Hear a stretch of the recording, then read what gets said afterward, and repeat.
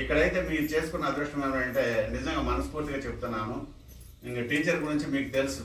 ఇప్పుడు 5 ఏళ్ళు కదా మేడం, 4 సంవత్సరాలు పూర్తిగా ఒక్కరోజు కూడా లీవ్ పెట్టుకోలేదు మేడం. ఒక టీచర్కి ఒక సంవత్సరంలో ఎన్ని రోజులు లీవ్ పెట్టుకునే అవకాశం ఉంటుంది మీకు ఎవరికైనా తెలుసా?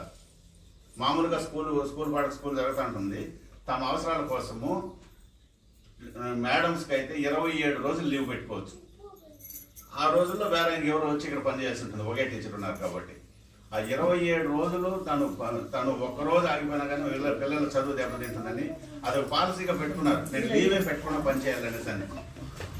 ఇక ఇది ఈ మండలంలో కాదు, ఈ జిల్లాలో కాదు, రాష్ట్రంలోనే ఇట్లాంటి వాళ్ళు ఒకరిద్దరన్నా ఉన్నారు. నాకైతే డౌటే.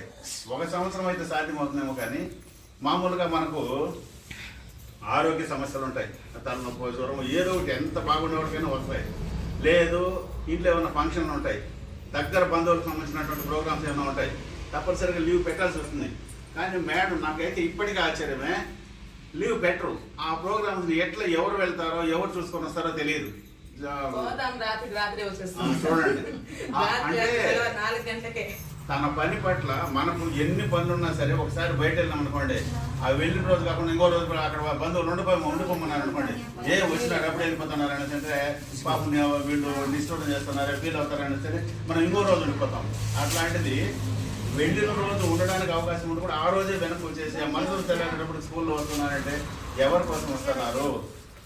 మన పిల్లల కోసం. మీరు వింటున్నారా?